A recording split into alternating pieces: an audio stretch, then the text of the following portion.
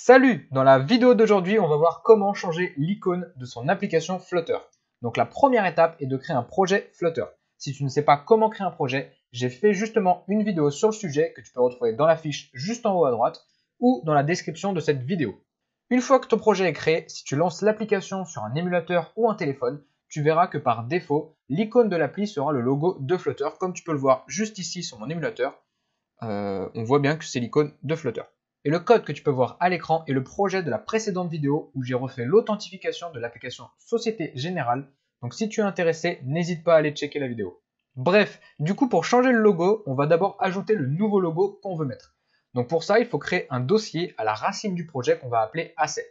Donc là, je vais dans la liste des fichiers et dossiers. On va créer un nouveau dossier à la racine qu'on va nommer Asset. Voilà. Dans ce dossier, donc si vous avez plusieurs ressources lorsque vous créez votre application, vous pouvez les organiser dans des sous-dossiers ou sinon vous pouvez tout mettre à la racine de ce dossier. Moi, c'est ce que je vais faire. Je vais ajouter mon icône à la racine que j'ai préparée à l'avance. Vous pouvez le voir, on va ajouter cette icône-là. Donc, c'est l'icône de ma future application qui va sortir en septembre. Pour info, c'est hyper important, mais il faut que votre icône, donc il faut que votre logo soit de taille 1024 par 1024, comme vous pouvez voir sur l'écran. Elle doit être de cette taille pour pouvoir générer toutes les tailles des icônes de tous les écrans disponibles donc sur Android et sur iOS. Il faut impérativement que votre icône soit de cette taille. Donc je vais prendre mon image et je vais la glisser tout simplement dans le dossier Asset. Voilà, on peut la retrouver juste ici. Donc moi je l'ai nommé icône.png, vous pouvez l'appeler comme vous voulez. Une fois fait, on a fini la première étape et la seconde étape est de se rendre dans le fichier pubspec.yaml. On va se rendre dessus. Et un petit peu plus bas, voilà, juste là, on a un bloc qui s'appelle Dependencies, qui va être tous les packages de notre application. Et on a un deuxième bloc qui est Dev Dependencies, où là, justement, on va ajouter un package qui va nous permettre de générer les icônes de notre application.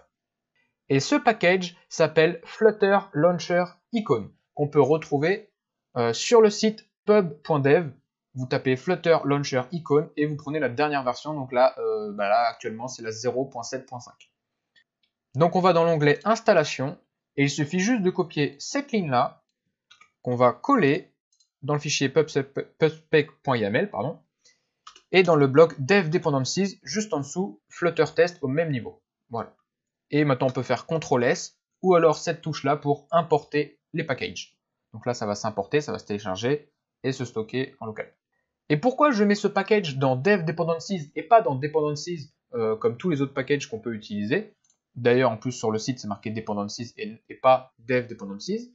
Eh bien, c'est tout simplement parce que c'est un package qu'on va utiliser que lors du développement et qui va servir à générer les icônes de l'application Android et iOS. Et une fois les icônes générées, ce package ne va plus nous servir. Donc, on ne veut pas que l'utilisateur l'utilise dans la version finale. Et de toute façon, on ne veut pas que l'utilisateur puisse changer l'icône de son application.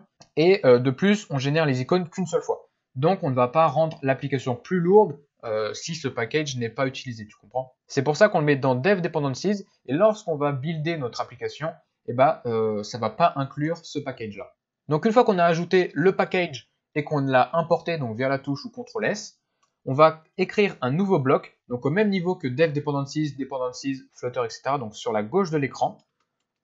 Donc vraiment ici sur le bord de l'écran, je vais coller ce bloc. Ce bloc, je pourrais le mettre dans la description. Donc qu'est-ce que ce bloc signifie? Eh bien, Flutter Icon, c'est le nom du bloc qui sera interprété par le package Flutter Launcher Icon. Donc il faut mettre ça impérativement. Ensuite, on spécifie le nom de l'icône pour l'application Android, que moi j'ai nommé Launcher Icon. Alors pourquoi Launcher Icon? C'est parce que c'est le nom du logo par défaut qui est dans les applications Android. Donc si je vais dans le dossier Android, je vais dans le dossier app, src, main, res, et je vais par exemple dans MipMap, on peut voir que ça s'appelle IC Launcher PNG et on voit que c'est bien l'icône par défaut qui est le logo Flutter. Donc partout, pour toutes les tailles d'écran, il s'appelle IC Launcher. Donc, en mettant le même nom, ça va écraser l'ancien icône, donc qui est celui-ci, et ça va le remplacer par le nouveau qu'on va définir. Mais toi, tu peux mettre n'importe quel nom que tu veux, ça n'a aucune importance. Car je rappelle que ceci est le nom de l'icône, ce n'est pas le nom de l'application. Donc l'utilisateur, lui, ne verra pas que tu as appelé ton icône IC Launcher ou autre chose. Donc ça, c'était pour l'application Android. Ensuite, je veux que mon icône soit aussi sur les applications iOS. Donc je vais écrire iOS 2 points et je vais mettre la valeur à true. Donc comme ça, mon icône sera sur les applis Android et sur iOS. Et enfin, il faut spécifier le chemin de l'icône qu'on veut mettre, donc dans Image Path, et je lui donne le chemin du dossier Asset ainsi que le nom de l'icône, donc de l'image que vous avez nommée. Donc moi, c'est bien dans le dossier Asset qu'on retrouve alors juste en haut, et je l'appelle icône.png, donc c'est à la racine de mon dossier, comme ceci. Voilà, toute la configuration est finie, il ne reste plus qu'à générer maintenant les icônes. Et pour ça, rien de plus simple, en une seule commande à écrire dans le terminal, ça va générer tous les icônes de toutes les tailles d'écran, donc pour Android et pour iOS. Donc si c'est pas super ça. Donc pour écrire cette commande, on va ouvrir un terminal. Donc moi sur VS Code, j'ai direct un onglet terminal où ça va me créer un nouveau terminal à ma racine de mon projet. Et bien sinon, vous ouvrez un autre terminal à côté, peu importe, et vous vous mettez donc à la racine de ce projet.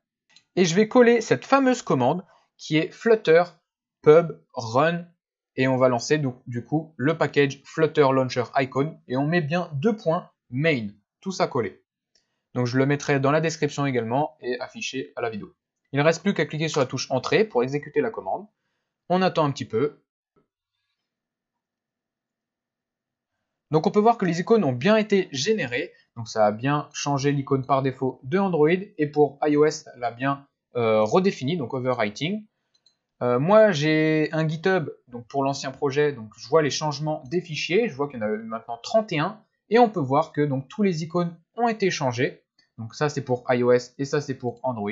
On voit que maintenant c'est le nouvel icône. On va maintenant vérifier tout ça en relançant notre application sur l'émulateur, et normalement on va voir que l'icône de notre application aura changé. Donc l'appli se relance. Si je vais dans le multitâche, on peut voir que l'icône a changé, c'est bien la bombe maintenant. Et si je retourne à l'accueil, vous allez voir, je rouvre et voilà. Donc ça, c'est mon application que j'avais fait. Et donc là, YouTube SG Password, donc qui était le projet de la précédente vidéo. On a bien vu que tout à l'heure, c'était l'icône de Flutter, et maintenant, on a l'icône de la bombe. Donc voilà, on a changé l'icône de notre application pour Android. Maintenant, si tu testes sur un émulateur iOS, ça va être la même chose, tu auras le même icône. Et donc ça a été super rapide, en une ligne de commande, on a pu générer tous les icônes de toutes les tailles, c'est génial. Et maintenant votre application sera prête pour la déployer sur les stores Google Play et Apple Store. Enfin, presque, parce qu'il y a d'autres étapes à faire avant de pouvoir la déployer, mais nous verrons ça plus tard. Donc pour ça, pense à t'abonner à la chaîne pour ne pas rater les prochaines vidéos, et laisse un pouce bleu si la vidéo t'a plu. Je te dis à la prochaine et code ta vie. Salut!